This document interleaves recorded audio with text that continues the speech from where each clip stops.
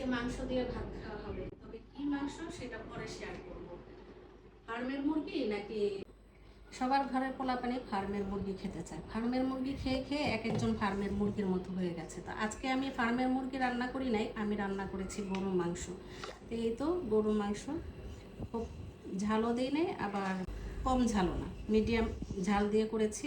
এখন খেতে খেতে বলবো কেমন হয়েছে। খেতে পারি বা না পারি, কেন যেন কম মাংস রান্না করতে পারি না।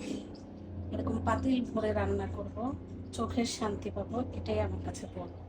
যদিও মাংস বেশি খেতে পারি না, কিন্তু আমার কথা হচ্ছে পাতিল ভরে মাংস রান্না করব, জাল দিয়ে দিয়ে সেটা খাবো, আমার কাছে এটাই খুব ভালো লাগে আর দেখেও চোখে শান্তি লাগে। তো চলেন এবার রেসিপিটা শেয়ার করি। আমি কিভাবে গরুর মাংসটা রান্না করলাম সেটা আপনাদের সাথে শেয়ার করে নিচ্ছি, দেখতে থাকেন।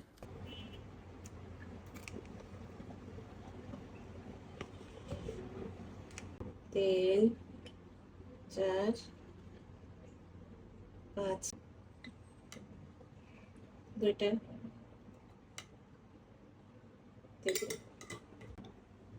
জিরা আমি পরে আবার দিব, এখন 2 চামচ দিলাম।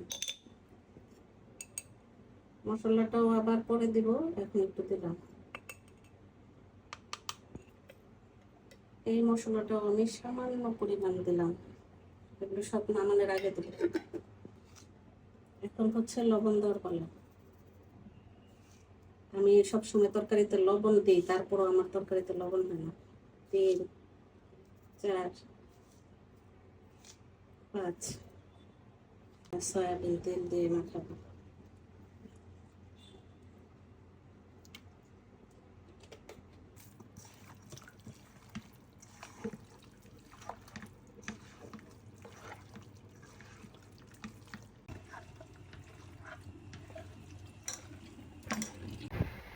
সকালেও রুটি খেতে পারিনি, এখনো ভাত নিয়ে বসছি, খাওয়ার কোনো রুচি নেই। রুচির খাবার নিয়ে বসলাম, ফার্মের মুরগি না, গরু মাংস। তারপরও মুখে একেবারেই রুচি নাই, কিন্তু পেটে অনেক ক্ষুধা।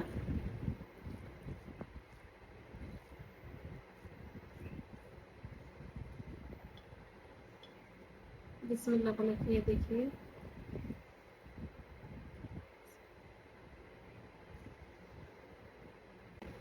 আমার ঘরে একটা জিনিস হয় সবসময়,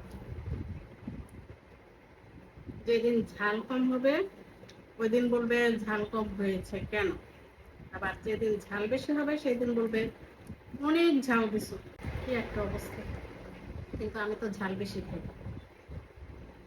ঝাল খেলে মুখে একটু রুচিও হয়, কিন্তু আজকে মাংসটা ঝাল বেশি হয় নাই, এমনিতেই রুচি নাই, তারপরও ঝাল নাই, মরিচ নাই, লেবু নাই,